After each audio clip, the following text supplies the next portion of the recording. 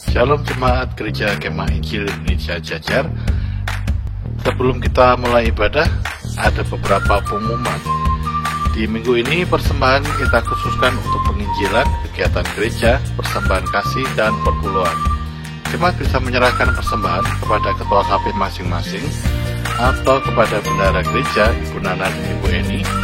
Bisa juga transfer ke Bank BRI dengan nomor rekening 3098 0101 7076 535 atas nama Eni Sri Mulyani.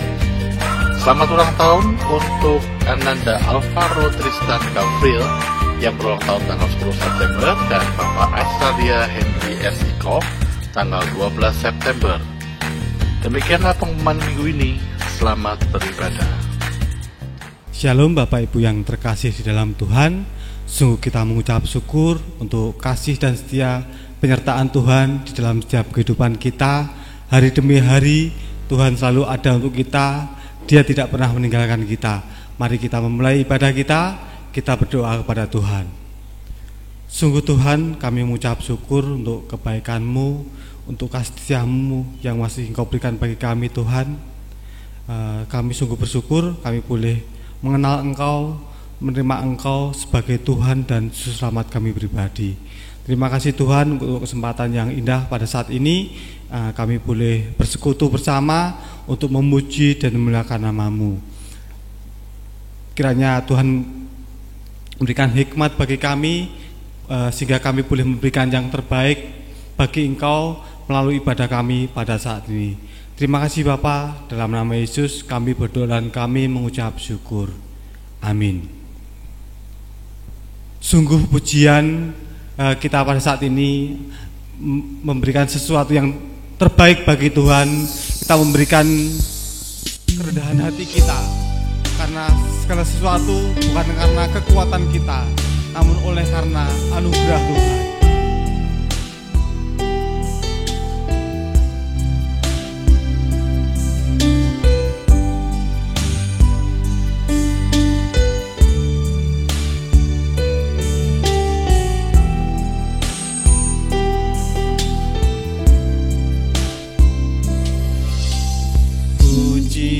Dan syukurku ku bawa padamu dengan rendah hati ku persembahkan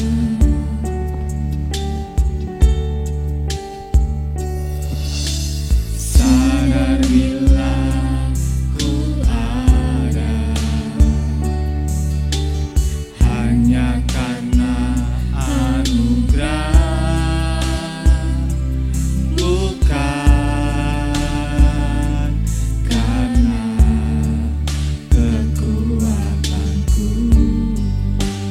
hidupku adalah penyembah. Ku tahu hidupku adalah penyembahan. Kau ciptakanku dalam kemuliaan-Mu.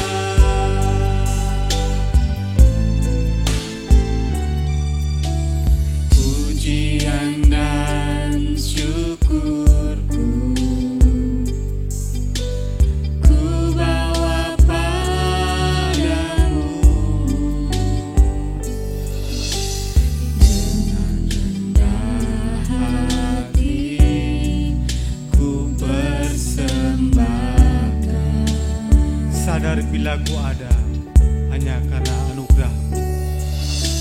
Sadar bila ku ada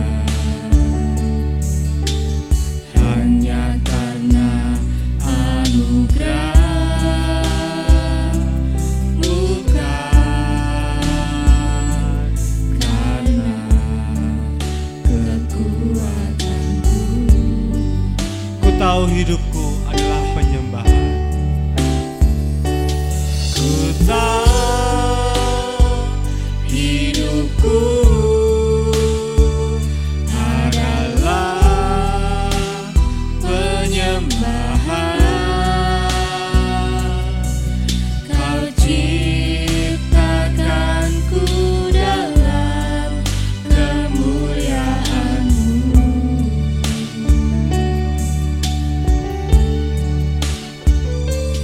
Ku tahu hidupku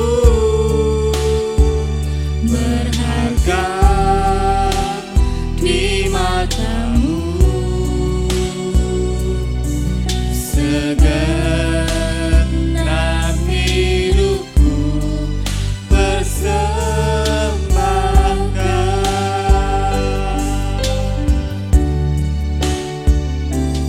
Ku tahu hidupku adalah penyembahan. Kau ciptakanku dalam kemuliaan-Mu.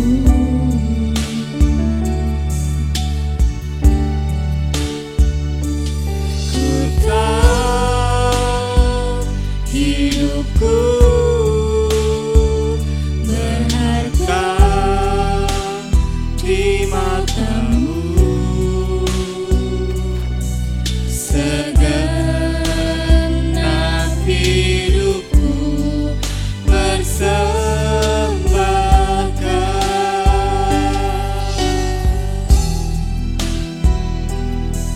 Segenap hidupku persembahkan.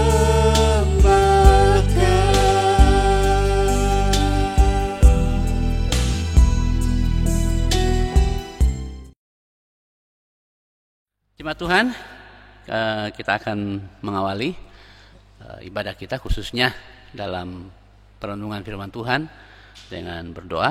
Kita berdoa. Bapa Surgawi, kami bersyukur karena Engkau masih memberikan kesempatan hak yang luar biasa bagi kami untuk kembali menyembah Tuhan dan menikmati hadirat-Mu melalui ibadah ini, lewat pujian kami, doa kami, ucapan syukur, pelayanan, bahkan firman-Mu yang adalah isi hati-Mu yang Engkau bukakan bagi kami dalam ibadah ini. Karena itu Roh Kudus, beracaralah dalam seluruh rangkaian ibadah kami, dari awal, pertengahan, hingga akhir, termasuk pada saat kami merenungkan firman-Mu ya Tuhan. Terima kasih Roh Kudus atas bimbingan dan pertolongan-Mu. Tolonglah hati dan pikiran kami, fokuskan untuk menikmati Engkau. Dalam nama Tuhan Yesus kami berdoa. Amin. Jemaat Tuhan yang saya kasih dalam Tuhan Yesus, kita bersyukur karena kita kembali boleh beribadah pada Tuhan, menikmati isi hatinya. Firman Tuhan yang akan kita bahas hari ini adalah kita melihat di Wahyu pasal yang ke-5 ayat 9b ayat 9b sampai dengan ayat yang ke-10.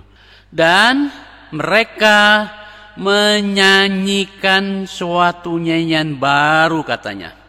Engkau layak menerima gulungan kitab itu dan membuka meterai-meterainya, karena engkau telah disembelih dan dengan darah-Mu engkau telah membeli mereka bagi Allah dari tiap-tiap suku dan bahasa dan kaum dan bangsa. Dan engkau telah membuat mereka menjadi suatu kerajaan dan menjadi imam-imam bagi Allah kita, dan mereka akan memerintah sebagai raja di bumi ini. 2 Korintus pasal 5 ayat 18. Dan semuanya itu dari Allah yang dengan perantaraan Kristus telah mendamaikan kita dengan dirinya, dan yang telah mempercayakan pelayanan pendamaian itu kepada kami. Nah, jemaat Tuhan yang saya kasih dalam Tuhan Yesus, tidak henti-hentinya saya mengingatkan kita kembali tentang misi. Ya, seringkali kita tidak pernah menyadari bahwa adanya keselamatan yang dari Tuhan itu tujuannya bukan hanya sekedar menyelamatkan, tapi membawa kita bergabung dengan Allah dalam proyek atau mega proyek misinya untuk menyelamatkan jiwa-jiwa. Jadi bukan di luar dari itu ya.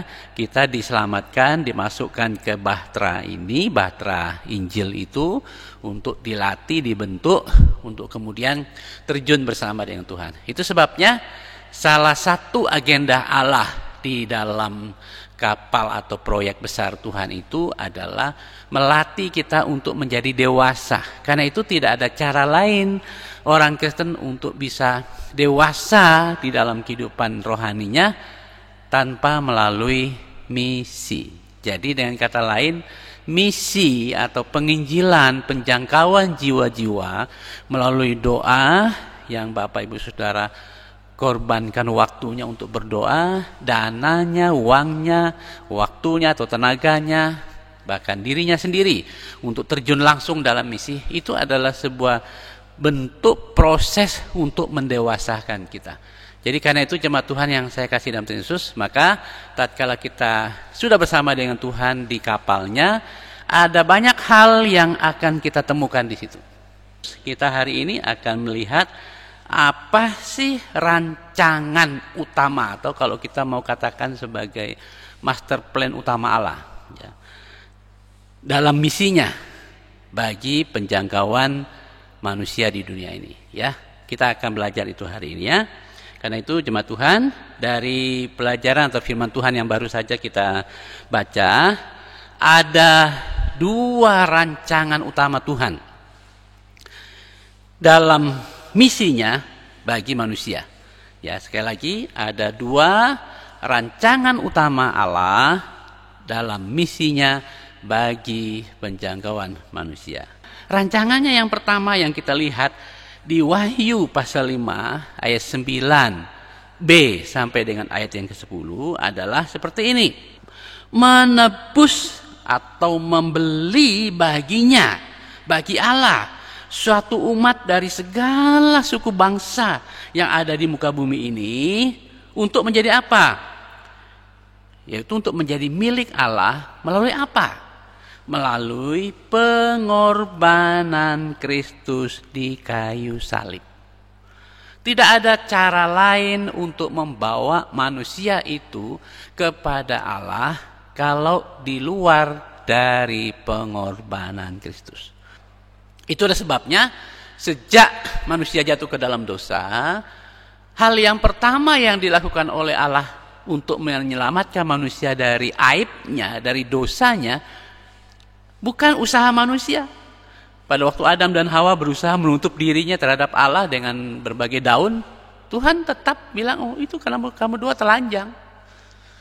Lalu Tuhan mengambil binatang lalu dikorbankan. Kulit dari binatang itulah yang dipakai untuk menutup dosa atau aib Adam dan Hawa. Sejak itu Bapak Ibu saudara sekalian, maka korban menjadi pelambang dari penyelesaian masalah dosa manusia dengan Allah.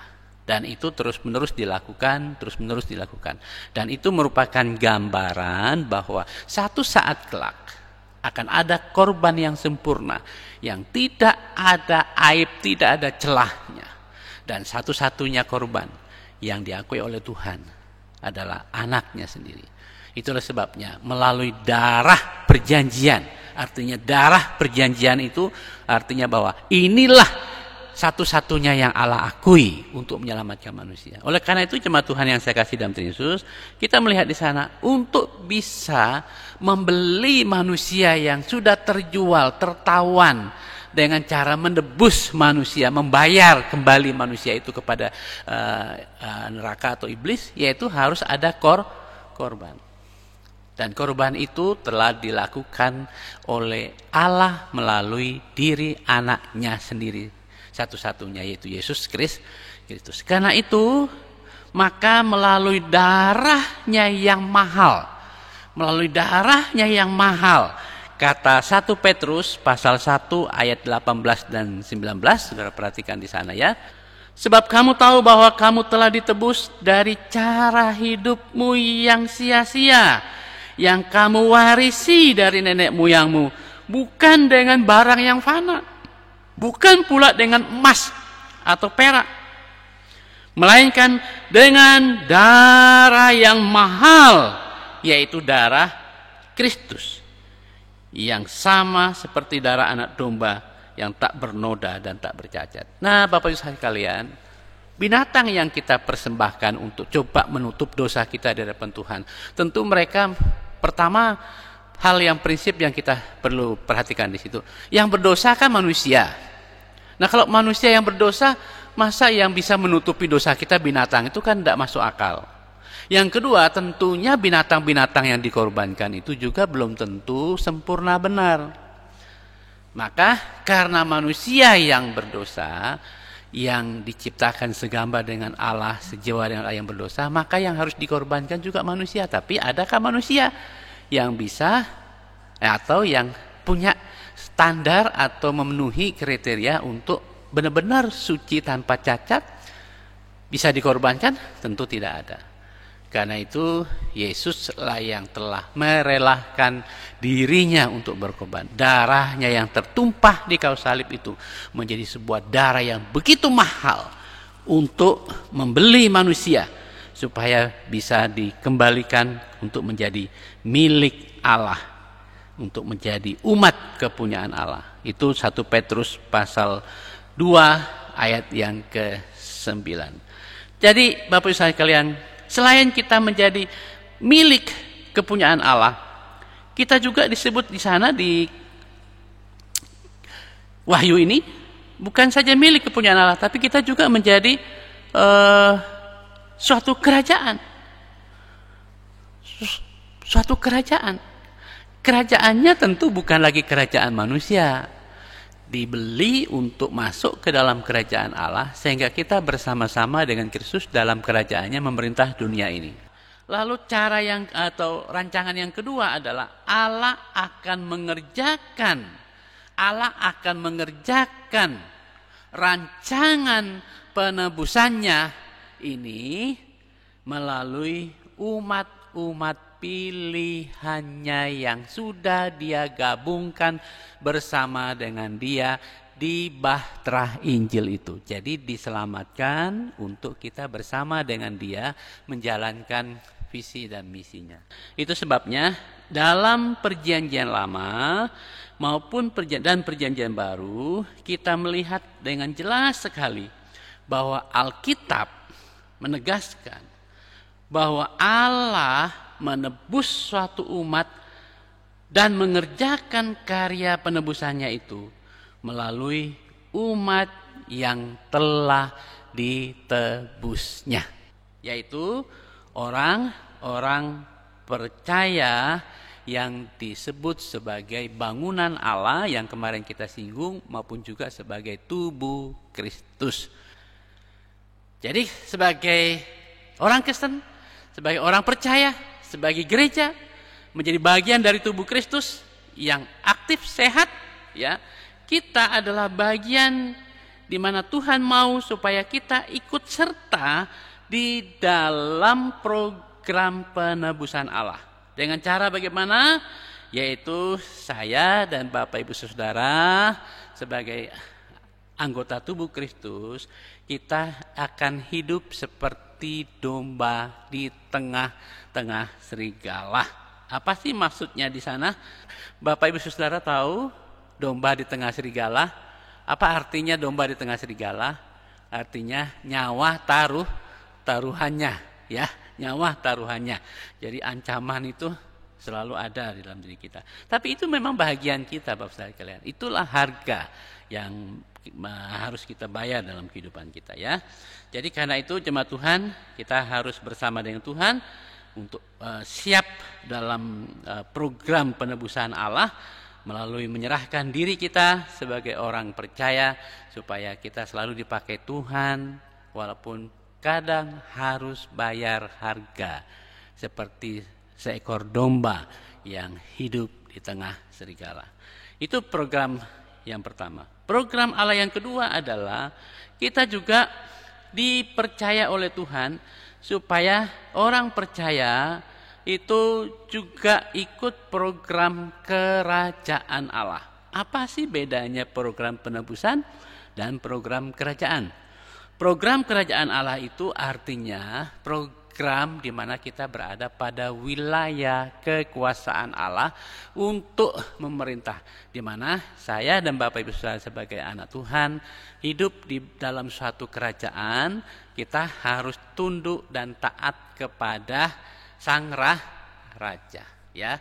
Kita juga harus senantiasa memperlengkapi diri kita dengan kelengkapan-kelengkapan yang ada di dalam kerajaan itu. Jangan Bapak Ibu Saudara hanya sekedar saya masuk Kristen atau percaya Kristus, tapi tidak pernah belajar apa sih kelengkapan-kelengkapan, sarana-sarana, fasilitas-fasilitas, hak-hak dan kewajiban yang ada di kerajaan itu. Nah, sebagai orang percaya atau orang yang sudah ditebus oleh Tuhan, kita mempunyai sebuah tanggung jawab di mana orang percaya siap bertarung, ya, sebagai orang yang masuk ke dalam program kerajaan Allah, yaitu siap bertarung melawan penguasa-penguasa gelapan yang ada di dunia ini. Jadi ini pertarungannya bukan lagi pertarungan untuk merebut jiwa, tapi pertarungan kita adalah pertarungan sebagai warga kerajaan Allah untuk menghentikan, ya, kuasa kegelapan. Jadi karena itu jemaat Tuhan, maka sebagai anak Tuhan yang sedang berada dalam program kerajaan Allah ini, kita harus benar-benar siap bertarung melawan penguasa-penguasa kegelapan. Efesus pasal 6 ayat 10 sampai 12 mengatakannya. Apa perlengkapan itu? Pertama adalah kita melihat di sana, ya, hidup dalam kebenaran Allah. Jangan hidup dalam kebenaran kata orang. Sekali lagi, hidup dalam kebenaran firman Tuhan. Selain kebenaran Allah, kita harus hidup dalam keadilan Allah. Karena kalau tidak, Bapak bisa, seringkali kita bersikap, bertindak, dan memberi penilaian secara subjektif, tidak berdasarkan fakta Alkitab. Orang Kristen banyak melihat muka, tidak melihat kebenaran. Nah, karena itu perjuangan ini cara-cara iblis yang bisa saja membuat orang lain akhirnya tidak mau masuk ikut Kristus, hanya melihat sikap kehidupan kita yang tidak benar-benar hidup dalam kebenaran, tidak benar-benar hidup dalam sebuah keadilan. Kita tidak objektif, tapi seringkali subjektif, ya.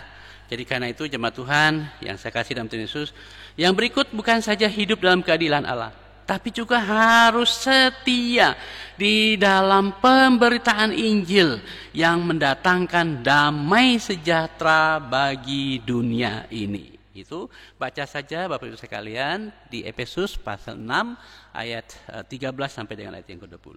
Selain setia dalam pemberitaan Injil yang mendatangkan damai sejahtera, juga kita harus hidup dalam iman yang hanya kepada Kristus. Jangan beriman kepada hal lain. Jangan beriman kepada gunung A, gunung B, kekuatan ini, kekuatan itu. Berimanlah kepada Kristus. Memang tantangannya tidak mudah Bapak Ibu sekalian. Tantangannya berat. Kalau hanya beriman kepada Kristus. Tapi kita akan melihat di sana bagaimana Tuhan akan membela setiap orang yang sungguh-sungguh hidup beriman kepada Tuhan. Bukan hanya berhenti sampai hidup beriman kepada Kristus. Sebagai seorang yang hidup bersama dengan Allah dalam program kerajaan Allah, kita juga senantiasa harus dipenuhi oleh Roh Kudus, dikuasai oleh Roh Kudus, dan dipimpin oleh Roh Kudus setiap hari. Selain dipenuhi oleh Roh Kudus, kita juga harus benar-benar tekun belajar sebagaimana anak-anak Tuhan pada gereja mula-mula. Mereka benar-benar tekun belajar firman Tuhan dan hidup dalam firman Tuhan dan menggunakan firman Tuhan sebagai senjata di dalam melawan kuasa kegelapan. Yesus saja, Yesus loh ya, dia menggunakan firman Tuhan kok. Masa kita sebagai yang manusia biasa, yang tidak seperti Yesus, masih mau melawan kuasa kegelapan yang kekuatannya, tidak mau belajar firman Tuhan, tidak mau menghafal firman Tuhan, tidak mau serius dengan firman Tuhan. Ya kan, tidak logis itu ya Bapak Ibu sekalian. Karena itu kita harus benar-benar mengambil komitmen mau belajar firman Tuhan dengan sungguh-sungguh dan menerapkan firman Tuhan itu, menggunakannya di dalam kita menghadapi sebagai senjata dalam melawan godaan kuasa kegelapan.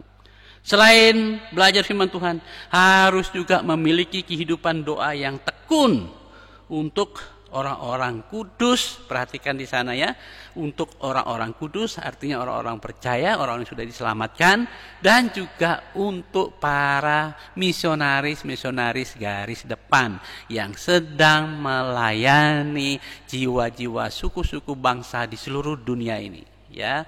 Nah, berkali-kali saya bilang saya akan berusaha untuk dapat data. Sudah ada beberapa buku, tapi nanti akan kami minta ke beberapa organisasi yang menjangkau jiwa-jiwa ini supaya kita mengambil waktu mendoakan setiap misi, baik itu dalam negeri, luar negeri, supaya kita ikut menjadi bagian dari pelayanan program kerajaan Allah ini ya. Jadi jangan berhenti untuk mendoakan para hamba Tuhan, karena kekuatan para hamba Tuhan itu ada pada doa banyak orang. Bapak Ibu Saudara tentu ingat almarhum Billy Graham ya, dia banyak memberkati orang lain, dan pada waktu orang bilang kepada dia, Pak, terima kasih untuk berkat yang kami dapat dari khotbah Bapak, selalu dia jawab apa? Bukan saya, tapi ada ribuan anak-anak Tuhan di belakang sini yang mendoakan saya dalam pelayanan. Jadi Bapak Ibu Saudara melihat di sini, pertanyaannya adalah hari ini jemaat Tuhan, berapa banyak di antara jemaat Tuhan hari ini yang mendoakan pendeta, hamba Tuhannya, yang mendoakan para penginjilnya, yang mendoakan para utusan misi di garis depan sana. Kita suka hanya, oh kok begitu dia ya, oh kok begitu dia ya, oh begini. Kita jangan-jangan tidak pernah mendoakan para hamba Tuhan ya, mereka menjadi sasaran utama dari kuasa kegelapan. Karena begitu mereka dijatuhkan, kita akan bilang begini, alah wong dia saja jatuh apalagi saya, ya kan? Tapi kita lupa, kita tidak pernah menyadari kita berada di dalam program kerajaan Allah untuk berjuang supaya para utusan misi, para penginjil di garis depan itu sungguh-sungguh diberi kuasa oleh Tuhan melalui doa kita, supaya mereka boleh dipakai Tuhan dengan luar biasa ya. Jadi karena itu doa sangat penting sekali untuk kita mendoakan hamba-hamba Tuhan, pelayan-pelayanan Tuhan ya, baik di gereja kita maupun di pelayanan di misi Kemah Injil yang ada di Sumatera, di mana saja, maupun juga di luar negeri, maupun di lembaga lain ya. Kita perlu mendoakan mereka, serius mengambil doa itu, supaya Bapak Ibu Saudara akan melihat, merasakan bagaimana sih pengalaman bersama Tuhan di baterainya itu sungguh menakjubkan kehidupan kita ya. Saudara akan mengalami, menemukan wah indahnya bersama Tuhan di dalam bahtera penjangkauan jiwa-jiwa.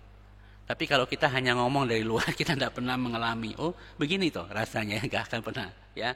Jadi karena itu jemaat Tuhan yang saya kasih Tuhan Yesus, sehingga nantinya pada waktu Yesus datang kali yang kedua di dunia ini, orang percaya yang adalah ketebusan Tuhan itu, yang merupakan mempelai wanita Yesus Kristus, akan diterima oleh mempelai pria, yaitu Yesus Kristus dengan sukacita. Karena itu jemaat Tuhan, untuk kita dibawa nanti ke langit dan bumi baru. Itu di nas kita ya, yang ada di nas kita di Wahyu pasal yang ke-5 ini. Jadi karena itu jemaat Tuhan yang saya kasih Yesus, dengan demikian maka kita dapat melihat satu komitmen di sini. Maka Alkitab meneguhkan rancangan utama Allah ini sebagai berikut. Yaitu yang pertama adalah bagaimana Alkitab meneguhkan rancangan ini, yaitu pertama, inilah yang menjadi tujuan utama. Selain bahwa itu menjadi tujuan mendasar dari Allah, misi juga dikatakan rancangan untuk menebus manusia itu juga merupakan sebuah alasan utama mengapa gereja dihadirkan, atau mengapa gereja ada, atau mengapa orang percaya ada. Jadi Dengan kita melihat program ini, maka kita melihat di sana bahwa Alkitab menegaskan dan meneguhkan master plan Allah ini, atau rancangan Allah ini untuk menyelamatkan manusia dan melibatkan orang percaya untuk ikut bersama dengan Allah dalam program mega proyeknya ini. Jadi dengan demikian jemaat Tuhan yang saya kasih dalam Tuhan Yesus, maka sasaran akhir dari misi Allah itu ada di Wahyu pasal 7 ayat yang ke-9. Kemudian daripada itu aku melihat sesungguhnya suatu kaum, suatu kumpulan besar orang banyak. Sekali lagi, suatu kumpulan besar orang banyak yang tidak dapat terhitung banyaknya, dari segala bangsa dan suku dan kaum dan bahasa. Mereka sedang ngapain? Mereka sedang berkumpul dan berdiri di hadapan takhta, di hadapan anak domba Allah, dengan memakai jubah putih bersih, dengan daun palem di tangan mereka. Sedang ngapain mereka? Sedang meninggikan nama Bapa Surgawi, sedang memuja Allah Bapa. Kudus, kudus, kudus, kudus, kuduslah Engkau. Kados, kados, kadoslah Engkau. Ya, itulah yang menjadi tujuan akhir dari mengapa Tuhan bersusah payah. Kok mau pakai bersusah payah? Mengapa dia berkomitmen? Mengapa dia konsisten di dalam melaksanakan rancangan penebusan, penyelamatan, dan melibatkan umatnya di dalam program besarnya ini?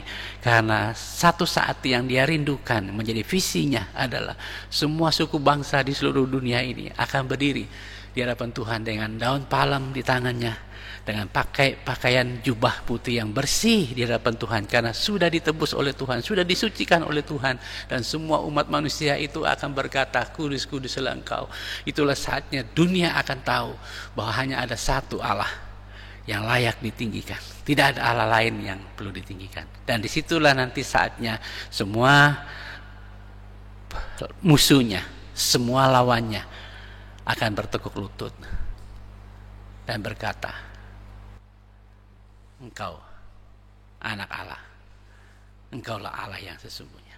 Ya, karena itu jemaat Tuhan yang saya kasih dalam Tuhan Yesus, maka dengan berdiri di depan takhta anak domba, dengan memakai jubah putih, memegang daun palem itu, meninggikan nama Tuhan, maka saudara melihat di sana itu tujuan Tuhan. Jadi kalau kita melihat itu merupakan rancangan utama Tuhan, mari kita memperhatikan diagram ini ya. Jadi saya mengambil diagram ini itu dari Pak Dr. Pamuji, Pendeta Dr. Pamuji. Saudara perhatikan diagram itu ya. Itulah merupakan master plan Allah, program Allah. Ini dari kiri sampai di sana. Dari Kejadian 10, saudara perhatikan di sana apa? Babel, ya. Kaum, bahasa, dan suku tersebut tersebar ke seluruh dunia. Itu diagram yang pertama, yaitu ada garis ini, artinya dari sejak awal, dari sejak perjanjian lama sampai ke Wahyu. Sudah perhatikan di sana. Dari Kejadian 10 kita perhatikan ada kaum, ada bahasa, dan dari suku tersebar di seluruh dunia. Yang kemudian di Kejadian 12 ayat 1 sampai 3 yang 2 minggu lalu kita belajar, di mana Abraham, Ishak, dan Yakub menerima janji Tuhan untuk diberkati, untuk menjadi berkat bagi bangsa-bangsa di dunia ini, ya. Kemudian kita melihat pelajaran kita minggu kemarin di Yesaya pasal 49 ayat yang ke-6, tidak cukup hanya mengurus orang di sini. Kita harus melihat visi ke depan, visinya Allah. Ya, melihat visinya Allah untuk menjangkau suku-suku yang ada di seluruh dunia ini, supaya mereka juga bisa dibawa ke surga. Jadi bukan dibawa ke gereja ya Bapak Ibu sekalian, dibawa ke surga bersama dengan Tuhan di langit dan bumi baru. Ya, dibawa ke sana. Jadi saudara perhatikan di Yesaya pasal 49 ayat yang ke-6. Kemudian juga kita melihat apa yang dilakukan oleh Tuhan Yesus di Matius pasal 28 ayat 18 sampai dengan ayat yang ke-20. Yesus berkata dalam amanat agungnya, jadikanlah semua bangsa muridku, yaitu yang nomor 3 dari depan sana, atau nomor 4 dari sini ya. Kemudian kita lihat lagi pada hari Pentakosta di Kisah Para Rasul pasal 3 ayat 25 sampai ayat yang ke-26. Kita perhatikan di sana. Jadi perhatikan, dari setiap bangsa di bawah langit ini harus mendengar, ya, harus mendengar dalam bahasa mereka sendiri tentang Injil, tentang Yesus Kristus. Jadi mereka dalam bahasa mereka sendiri harus mendengar Injil. Ya, itu Kisah Para Rasul pasal 3 ayat 25 dan 26. Dan Wahyu yang tadi kita baca ya. Wahyu pasal 7 ayat 9, di mana kita melihat di sana bahwa semua orang dari semua suku, dari semua bangsa, dari semua bahasa di seluruh dunia ini akan meninggikan Bapa, memuja Bapa di langit dan bumi baru. Nah, itu yang disebut dengan rancangan utama Tuhan. Jadi Tuhan tidak akan berhenti. Kalau Bapak Ibu Saudara perhatikan itu, Tuhan tidak akan berhenti sampai di bagian itu. Dia harus sampai kepada Wahyu pasal 7 ayat yang ke-9. Itu sebabnya Alkitab, Kejadian sampai Wahyu satu kesatuan yang berbicara tentang misi. Tema utamanya adalah tentang misi, rancangan Allah bagi misinya untuk menjangkau jiwa-jiwa di dunia ini. Oleh karena itu, jemaat Tuhan yang saya kasih dalam Tuhan Yesus, maka sebagai penerapan kesimpulan untuk saya dan saudara sekalian, misi merupakan tema besar Alkitab. Karena itu, kalau kita percaya Alkitab adalah firman Tuhan dan kita mengimaninya firman Tuhan, maka kita perlu menanggapi visi Allah itu dengan serius, dengan sungguh-sungguh. Jangan anggap itu main-main ya. Bapak Ibu sekalian, kita hidup cuma satu kali loh ya. Memang ada 2 kali nanti setelah kita meninggal masih, tapi kita sudah tidak ada kesempatan untuk memperbaiki diri. Ya, hidup satu kali, tidak melihat usia, ya, tidak melihat umur. Ada juga yang umurnya sampai sekian masih bertahan hidup, tapi ada yang masih muda juga dipanggil oleh Tuhan. Jadi karena itu selama masih ada kesempatan untuk kita hidup, jangan sia-siakan program besar Allah yang adalah inti atau isi hati Allah itu, ya, misinya. Yang kedua adalah tidak ada satupun bagian Alkitab yang tidak berbicara tentang misi Allah. Semua bagian Alkitab dari Kejadian sampai Wahyu berbicara tentang misi Allah. Nah, kalau seluruh Alkitab berbicara tentang misi Allah, maka Bapak Ibu sekalian, oleh karena itu, maka misi orang percaya atau gereja harus dilakukan seluas apa kata Alkitab tentang misi, tentang keselamatan suku-suku jiwa-jiwa yang ada di bangsa seluruh dunia. Jadi tidak hanya kecil.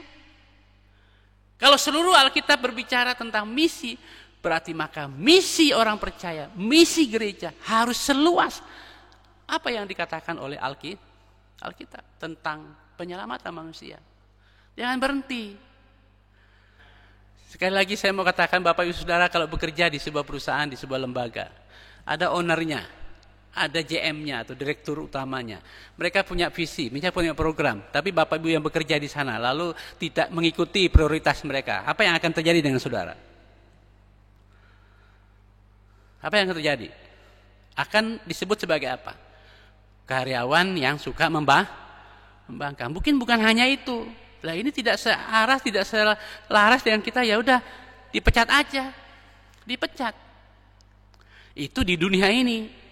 Nah, Bapak Ibu sekalian, perhatikan ini, Allah punya program begitu rupa.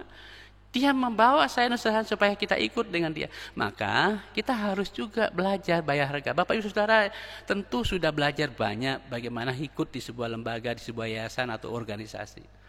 Ada yang harus dibayar kok. Ya minggu lalu saya cerita, Bagaimana saya bekerja di sebuah organisasi? Ya ada harga yang harus saya bayar. Harus jalan kaki mencari jiwa. Harus targetnya harus. Kadang juga kita tidak makan. Nah, Bapak Ibu Saudara kalian, hal yang sama juga dengan Bapak Ibu Saudara.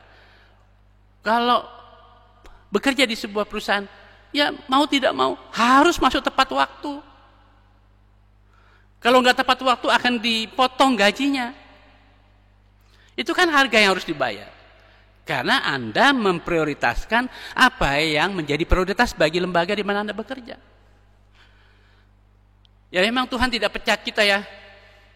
Tapi Bapak Saudara kalian, kita akan malu sendiri kalau kita sebagai orang yang menyebut diri sebagai anak Allah, sebagai orang yang sudah masuk dalam bahtera Allah, tapi kita tidak ikut program Allah, tidak ikut prioritas Allah, tidak siap bayar harga untuk ikut itu, ya hari ini sih mungkin belum kelihatan gitu ya.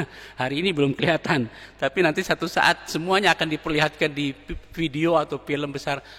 Ternyata saya seperti itu. Kita sendiri akan malu di depan begitu banyak orang di seluruh dunia yang akan menonton video atau film kehidupan kita. Dari sejak kita lahir, sejak kita percaya Yesus, kita meninggalkan kehidupan lama, perjalanan kita menjadi orang Kristen, apa yang kita lakukan, setia atau tidak kita sebagai orang Kristen kepada program Tuhan, kita mengikuti dia atau melawan dia, atau kadang-kadang tidak seiringan dengan dia, malah berlawan arah dengan Tuhan. Itu semua akan terlihat kok. Karena itu Alkitab berkata, semua hidup kita satu saat kelak akan dipertanggungjawabkan kepada Tuhan.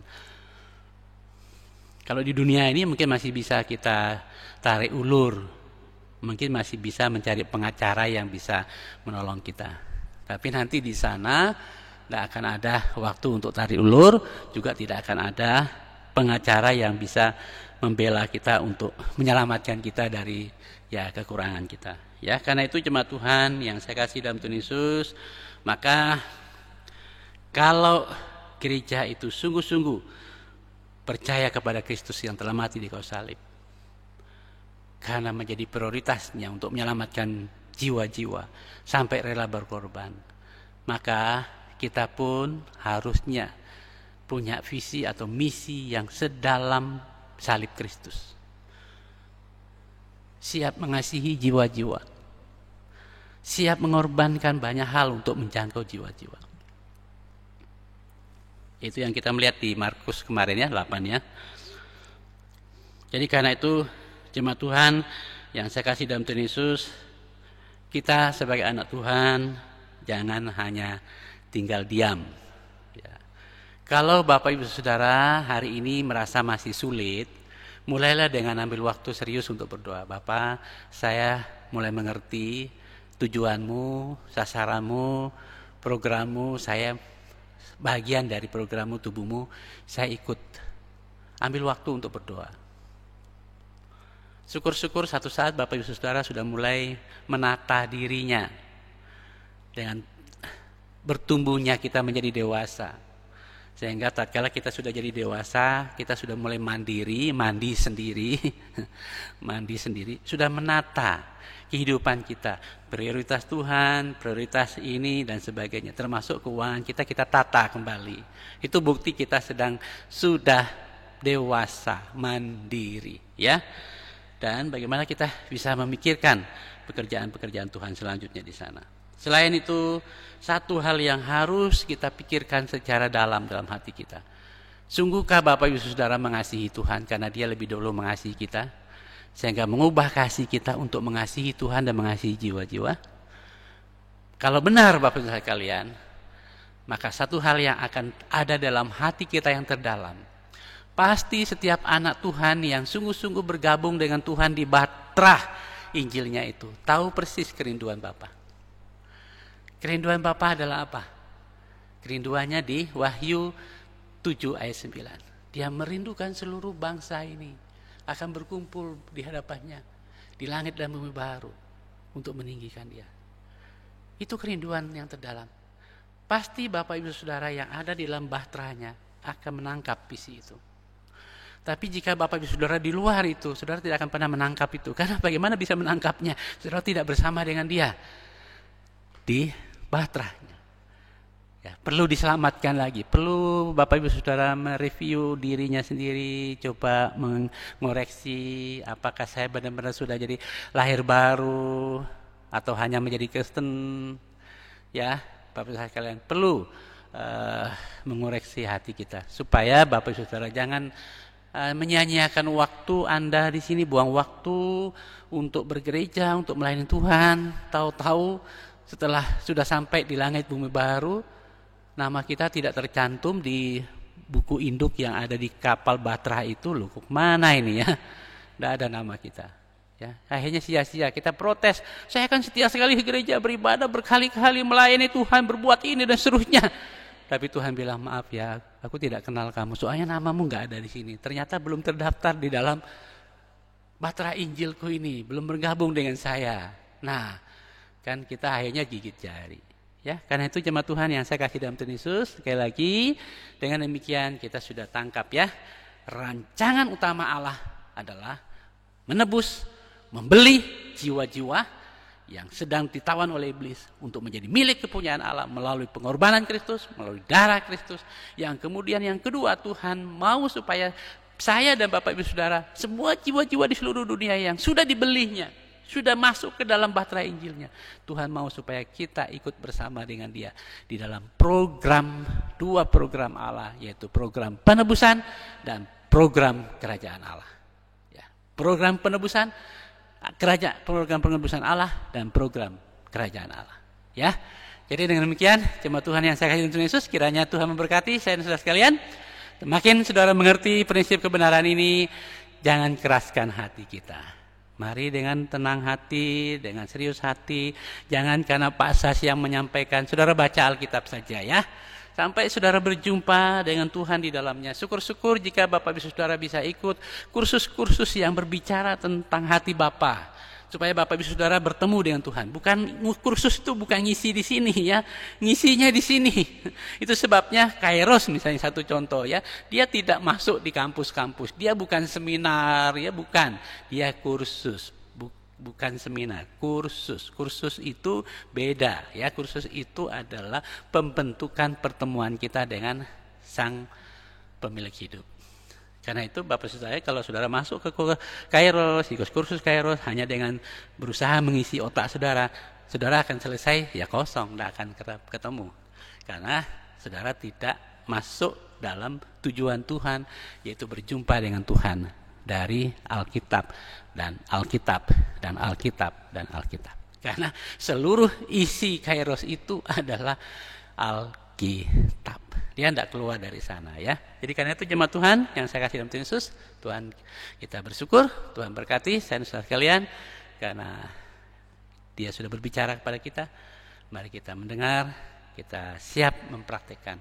Karena yang berbahagia, kata firman Tuhan, adalah dia yang mendengar dan melakukan firman Tuhan. Amin, amin, amin. Kita berdoa. Ya Tuhan, terima kasih, Engkau baik, Engkau luar biasa mengasihi kami sampai Engkau rela berkorban, Engkau rela disembelih, kata yang digunakan oleh Alkitab, menunjukkan sebuah pengorbanan yang sungguh serius terjadi hanya karena Engkau mau menyelamatkan kami dari neraka.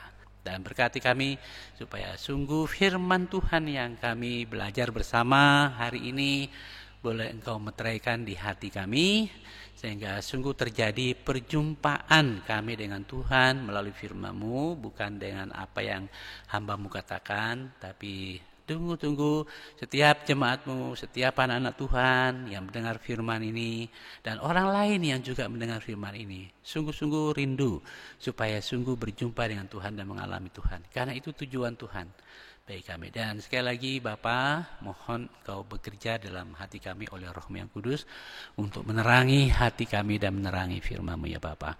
Berkati juga setiap jemaat-Mu Tuhan yang sakit, yang Tuhan sembuhkan. Demikian juga kami mohon Kau berkati juga yang masih bujang, yang bergumul untuk teman hidup, supaya mereka sungguh-sungguh takut akan Tuhan di dalam pergumulan mereka, untuk mendapat teman hidup yang juga berkenan pada Tuhan, yang sedang dalam proses persiapan, baik melalui bimbingan pranikah, supaya mereka juga sungguh takut akan Tuhan, menjaga kesucian mereka di hadapan Engkau, sehingga pada proses pemberkatan nikah, benar-benar mereka layak menerima pemberkatan nikah kudus di hadapan Tuhan, karena mereka menjaga hidup mereka yang suci di hadapan Engkau ya Bapa. Kami juga mohon Tuhan memberkati juga jemaat di tempat ini. Engkau yang punya, Engkau yang memulai, Engkau yang juga sedang bekerja untuk meneruskannya. Bukan hanya di tempat ini, kami rindu supaya visimu, misimu menjadi visi kami di tempat ini, untuk tidak hanya melayani ada yang kecil tempat ini, tapi juga kami mulai melebar mata kami untuk melihat jiwa-jiwa yang ada di sekitar kami untuk dipersembahkan kepada kerajaan Tuhan. Bukan dipersembahkan kepada tempat ini saja, tapi kepada kerajaan-Mu Bapa. Terima kasih Tuhan Yesus. Berkati juga negara kami, pemerintah kami, bangsa kami, presiden, wakil presiden, menteri kabinet, pejabat penegak hukum, dan seluruh warga masyarakat kami Indonesia. Dalam kondisi seperti ini Bapa, kami sungguh mohon perlindungan-Mu, belas kasihan-Mu untuk memberkati bangsa, melindungi bangsa ini, memberkati bangsa ini, ekonominya, pemerintah kami, Engkau berkati.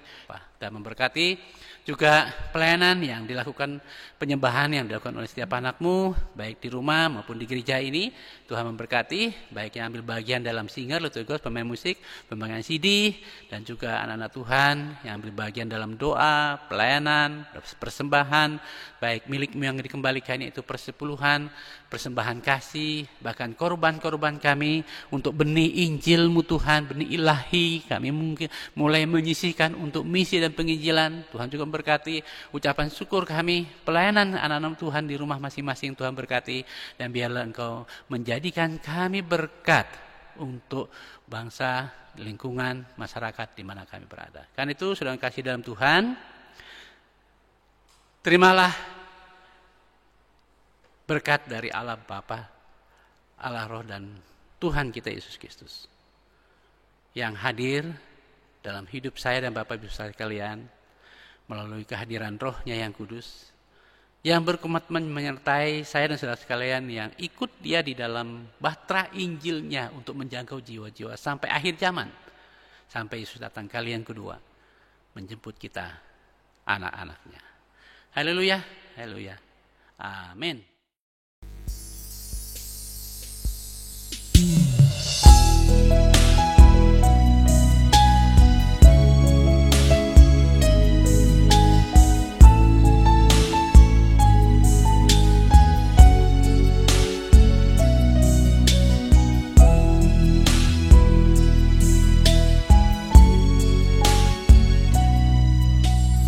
Kerinduanku selalu